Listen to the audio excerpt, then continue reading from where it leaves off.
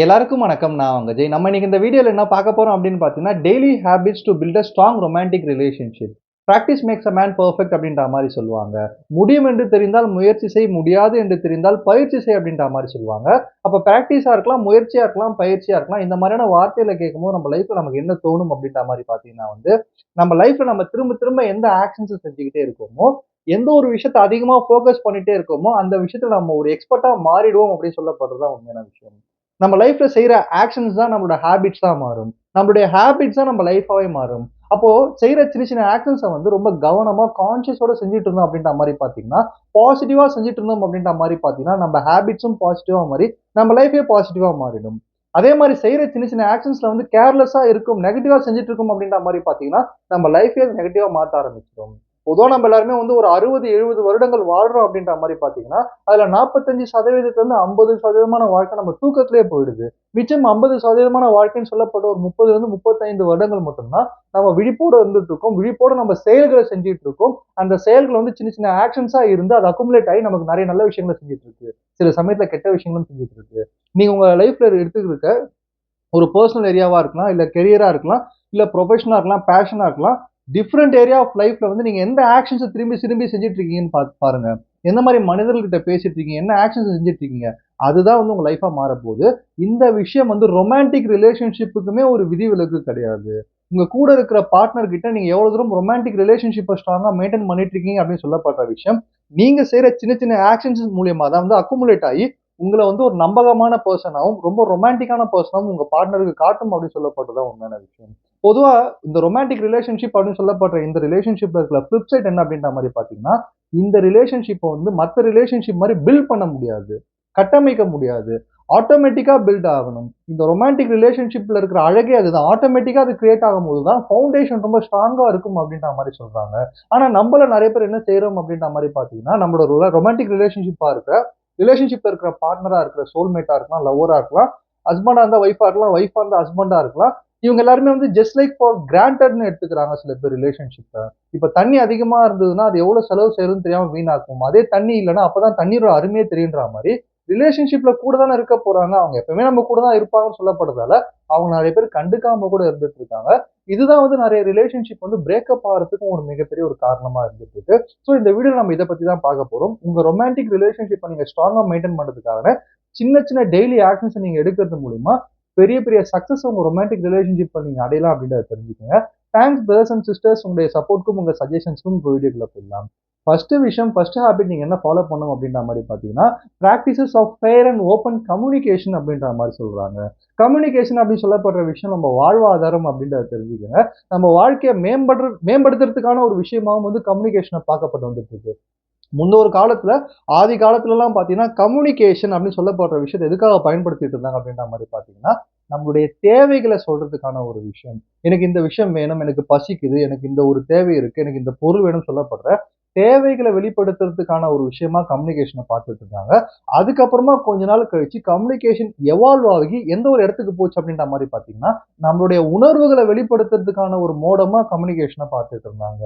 நான் கோவமா இருக்கேன், நான் சந்தோஷமா இருக்கேன், எனக்கு இந்த மாரி சோகமா இருக்குன்னு சொல்லப்படுற உணர்வுகள வெளிப்படுத்துற ஒரு விஷயமா பார்க்கப்பட்டு வந்துட்டு இருந்தது. அதே கம்யூனிகேஷன் இன்னும் எவால்வ் ஆகி ஒரு கட்டத்துக்கு மேல ரெஸ்ட்ரிக்ட் பண்ணப்பட்டது. நீ இங்க தான் இப்படிதான் பேசணும், நீங்க இப்படிதான் பேசக்கூடாது, பெண்கள்லாம் இங்க இப்படிதான் பேசணும், ஆண்கள்லாம் இப்படிதான் நடந்துக்கணும்னு சொல்லப்படுற கம்யூனிகேஷன்லயுமே சில ரெஸ்ட்ரிக்ஷன் நடந்தது. இதனால தான் இந்த ரொமான்டிக் ரிலேஷன்ஷிப்ல கூட கம்யூனிகேட் பண்றதுல நெறைய ப்ராப்ளம்ஸ் ஏற்பட ஆரம்பிச்சது அப்படின்றத தெரிஞ்சுக்கங்க. ஓகே, ஒரு கேர்ள்னா இந்த மாரி தான் கம்யூனிகேட் பண்ணுவாங்க. ஒரு பாய்னா இப்படி தான் கம்யூனிகேட் பண்ணுவாங்க அப்படின்னு சொல்லப்படுற மிஸ் அண்டர்ஸ்டாண்டிங்லயே நெறைய பேர் ரொமான்டிக் ரிலேஷன்ஷிப் பிரேக்கப் பண்ணிட்டு போயிட்டு இருப்பாங்க. ஆனா கம்யூனிகேஷன் அப்படின்னு சொல்லப்படுற பார்ட் நம்ம வாயால வெளிப்படையா பேசுறது மட்டும் கிடையாது. நம்மளோட உடல் மொழியா இருக்கலாம், நம்முடைய பார்வையா இருக்கலாம், நம்முடைய பிசிக்கல் டச்சா இருக்கலாம். இது எல்லாமே கம்யூனிகேஷன்ல வரும் அப்படின்றது நமக்கு நெறைய பேருக்கு ஞாபகத்துல வர்றதே கிடையாது. ஏன்னா பொதுவா நம்மளுடைய பார்ட்னருக்கு நம்ம அவங்க இம்பார்ட்டன்ட் அப்படின்னு சொல்லப்படுற விஷயத்த காட்டுறதுக்கு அவங்க முன்னாடி நம்ம நல்லா டிரெஸ் பண்ணிட்டு இருந்தாலுமே போதும். ஒரு டீக்கா டிரெஸ் பண்ணியிருந்தாலுமே, அவங்க ஒரு ஸ்பெஷலான பெர்சனா திங்க் பண்ண ஆரம்பிப்பாங்க. இதுவே அவங்களுக்கு ஒரு கம்யூனிகேஷனா அவங்க ஒரு ஸ்பெஷலான பெர்சன் அப்படின்னு சொல்லப்படுறது. அப்போ கம்யூனிகேஷன் அப்படின்னு சொல்லப்படுற விஷயம் உங்களுடைய கனவுகளா இருக்கலாம், உங்களுடைய விஷனா இருக்கலாம், உங்களோட ஃபியரா இருக்கலாம், உங்களுடைய எமோஷன்ஸா இருக்கலாம். அத வெளிப்படையா ஓப்பனா உங்களோட பார்ட்னர் கிட்ட நீங்க பேசும்போது மட்டும் தான் உங்களுடைய ரொமான்டிக் ரிலேஷன்ஷிப் வந்து ராக் சாலிடா ஸ்ட்ராங்கா இருக்கும். உங்களுடைய நெகட்டிவ் ஸ்டஃப்பா இருந்தாலும், அதையும் நீங்க ஓப்பனா பேச ஆரம்பிச்சா மட்டும் தான், உங்களுக்குள்ள இருக்கிற ஊடல்னு சொல்லப்படுற விஷயமா இருக்கலாம், இன்டிமேசின்னு சொல்லப்படுற விஷயமா இருக்கலாம், ஸ்ட்ராங்கான ஒரு ரொமான்டிக் ரிலேஷன்ஷிப்பா கிரியேட் ஆகும் அப்படின்றத தெரிஞ்சுக்கங்க. ஸோ 2வது விஷயம் என்ன அப்படின்ற மாரி பார்த்தீங்கன்னா வந்து, keep in touch throughout the day அப்படின்ற மாரி சொல்லுவாங்க. ஒரு கப்புள் இருக்காங்கன்னு வச்சுக்கோங்களேன். அந்த கப்புள் வந்து ஒரு ஸ்ட்ராங்கான ரொமான்டிக் ரிலேஷன்ஷிப்ப பில்ட் பண்ணி வச்சிருக்காங்க அப்படின்னு சொல்லப்படுற விஷயத்த எப்படி தெரிஞ்சுக்கலாம் அப்படின்ற மாரி பார்த்தீங்கன்னா, ஒரு டேல அந்த கப்புள் எவ்வளோ நேரம் ஒண்ணா இருக்காங்கன்றத தாண்டி, ஒரு டேல அந்த கப்புள் வந்து எவ்வளோ நாள், எத்தன வாட்டி ஃப்ரீக்வென்ட்டா டச்ல இருக்காங்கன்றத பேஸ் பண்ணி மட்டும் தான் தெரிஞ்சுக்க முடியும் அப்படின்ற மாரி சொல்லுவாங்க. ஆஃபீஸ் போயிட்ட அப்புறமா ரீச்டு ஆஃபீஸ்ன்னு சொல்றதா இருக்கலாம். லஞ்ச் டைம்ல சாப்பிட்டியான்னு கேட்கிறதா இருக்கலாம். இல்ல ஈவினிங்ல வந்து எண்ட் ஆஃப் த டே எப்படி போச்சு உங்க ஆஃபீஸ்ல டே அப்படின்னு கேட்கிறதா இருக்கலாம்.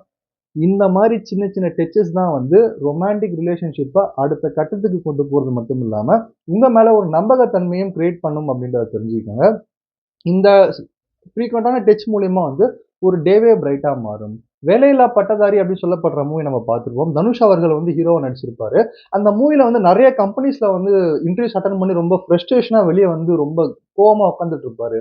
அப்ப ஹீரோயினா இருக்கிற அமலா பால் மேம் கிட்ட இருந்து ஒரு மெசேஜ் வரும். அந்த மெசேஜ பார்த்த உடனே அவரோட ஃபேஸே பிரைட்டா மாறிடும். அப்போ நீங்க யார் ஸ்பெஷலா நெனைக்கிறீங்களோ, உங்கள யார் ஸ்பெஷலா நெனைக்கிறாங்களோ, அவங்க கிட்ட இருந்தோ இல்ல உங்ககிட்ட இருந்து அவங்களுக்கு ஒரு மெசேஜ் போகும்போது, அவங்க டேவே அது மாத்தும் அப்படின்னு சொல்லப்படுறது தான் உண்மையான விஷயம். டே மட்டும் பிரைட் ஆகாது. உங்க ரிலேஷன்ஷிப்பே பிரைட்டா மாத்தி ரொம்ப ஸ்ட்ராங்கா மாத்தும் அப்படின்னு சொல்லப்படுற விஷயம் தான் உண்மையான விஷயம். 3வது விஷயம் என்ன அப்படின்ற மாரி 3வது ஹேபிட் நீங்க இது மூலியமா உங்களோட ரொமான்டிக் ரிலேஷன்ஷிப் ரொம்ப ஸ்ட்ராங்கா வச்சுக்கலாம் அப்படின்ற மாரி பார்த்தீங்கன்னா வந்து, understanding the love languages of your partner and communicate properly அப்படின்ற மாரி சொல்லுவாங்க. லவ் லாங்குவேஜஸ் அப்படின்னு சொல்லப்படுற விஷயம் என்ன அப்படின்ற மாரி பார்த்தீங்கன்னா, இதயங்களே ஜாதி, மதம், பேதம், இனம், மொழி இவற்றை தாண்டி வரும் காற்றைப் போல காதலையும் சுவாசிப்போம் அப்படின்னு சொல்லப்படுற கவிதையால நீங்க சொல்றது மட்டும் லவ் லாங்குவேஜஸ் கிடையாது. கவிதைகளா இருக்கலாம், பாடல்களா இருக்கலாம். இதெல்லாம் லவ் லாங்குவேஜஸா நம்ம ஒரு காலகட்டத்தில பார்த்திருப்போம். இது மட்டும் தான் லவ் லாங்குவேஜ். இது மூலியமா தான் லவ்வ வந்து கம்யூனிகேட் பண்ண முடியும்னு சொல்லிட்டு பார்த்திருப்போம். ஆனா உண்மையிலே லவ் லாங்குவேஜஸ் அப்படின்னு சொல்லப்படுற இந்த கேட்டகரி கீழ நெறைய விஷயங்கள் வந்துட்டு இருக்கும். உங்களுடைய பார்வையா இருக்கலாம், உங்களுடைய பேச்சா இருக்கலாம், உங்களுடைய பிசிக்கல் டச்சா இருக்கலாம்.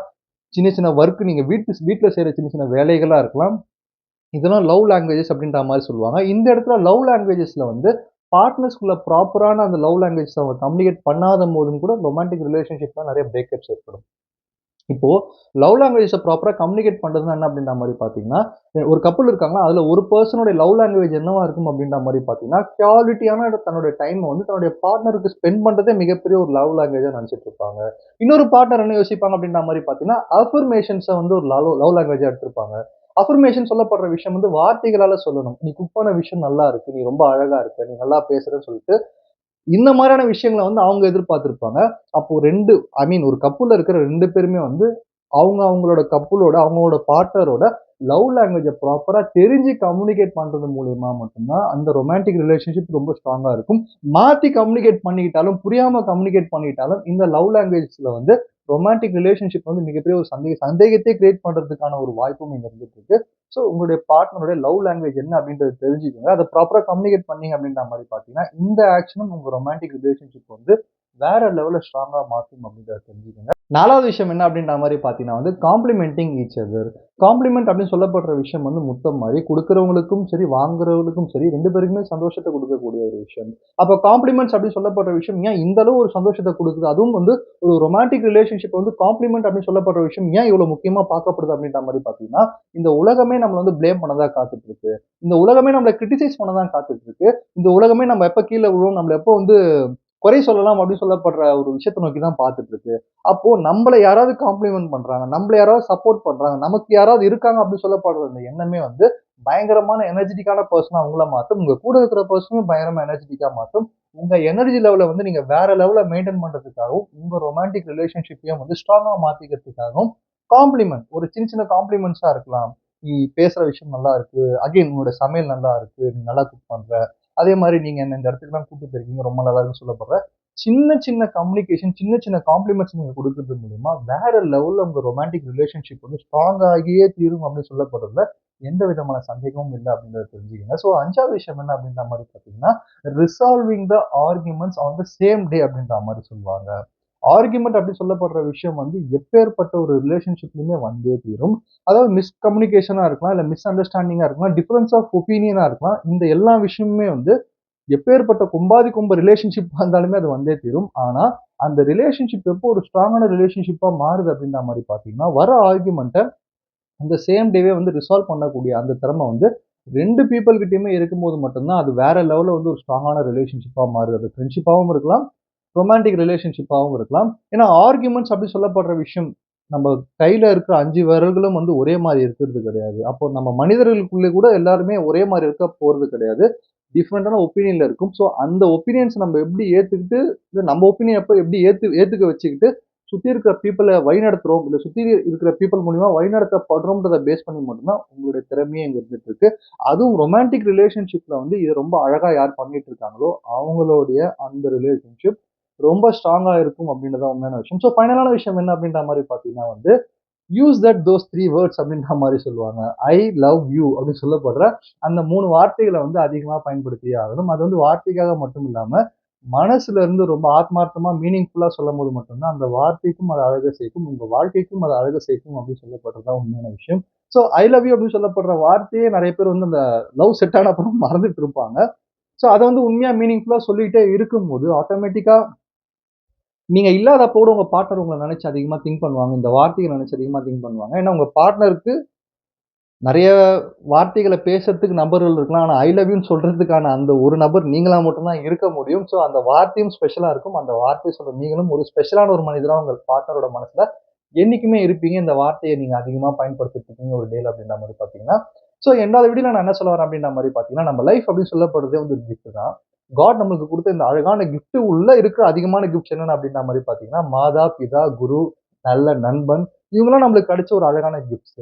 ஆனா கிஃப்ட்ஸுக்கெல்லாம் மகுடம் சூட்டுற மாரி ஒரு கிஃப்ட் என்ன அப்படின்ற மாரி பார்த்தீங்கன்னா வந்து, நம்மளுடைய சோல்மேட் அப்படின்ற மாரி சொல்லலாம். நம்ம கூட டிராவல் பண்ண போற அந்த உயிர், அந்த ஜீவன், அந்த லவ் அப்படின்னு சொல்லப்படுற அந்த விஷயம் தான். அந்த பெர்சன வந்து கிராண்டடா எடுத்துக்காம, ஜஸ்ட் லைக் தட் இவங்க கூட இருக்க போறாங்க. இவங்கள ஏன் நம்ம பார்த்துக்க போறோம்? என்னதான் இருந்தாலும் இவங்க கூட இருக்க போறாங்கன்னு சொல்லப்படுற மாரியான தாட்ல இல்லாம, அந்த ஒரு உயிருக்காக, அந்த லவ்க்காக வந்து எவ்வளோ தூரம் ஒரு பெர்சன் எஃபோர்ட் எடுக்குறாங்களோ, அந்த எஃபோர்ட் வந்து காம்பவுண்டிங்கா மாறி, அவங்களுக்கே திருப்பி வரும்ன்றது தான் இந்த யுனிவர்ஸோட ஒரு சைக்காலஜி அப்படின்றத தெரிஞ்சுக்கங்க. ஸோ நீங்க ஒருத்தர லவ் பண்ணீங்கன்னா, உங்கள ஒருத்தர் கண்டிப்பா லவ் பண்ண தான் போறாங்க. நீங்க ஒருத்தர் மேல அன்பு காமிச்சீங்கன்னா, உங்க மேல அன்பு காட்ட ஒருத்தர் வரதான் போறாங்க. ஸோ அப்ப அந்த லவ் அப்படின்னு சொல்லப்படுற விஷயமா இருக்கலாம், அஃபெக்ஷன் சொல்லப்படுற விஷயமா இருக்கலாம், கேரிங்ன்னு சொல்லப்படுற விஷயமா இருக்கலாம். குடுக்க முயற்சி பண்ணுங்க. ஆட்டோமேட்டிக்கா அது உங்களுக்கு வந்துகிட்டே இருக்கும். ஏன்னா, the person who likes to give can receive more அப்படின்றது தான் ஒரு உண்மையான ஒரு கோட்டாவும் இருந்துட்டு இருக்கு. அதுவும் ரொமான்டிக் ரிலேஷன்ஷிப்ல இது ரொம்ப ரொம்ப முக்கியமான ஒரு விஷயம் சொல்லி இந்த வீடியோ முடிக்கிறேன். நன்றி, வணக்கம்.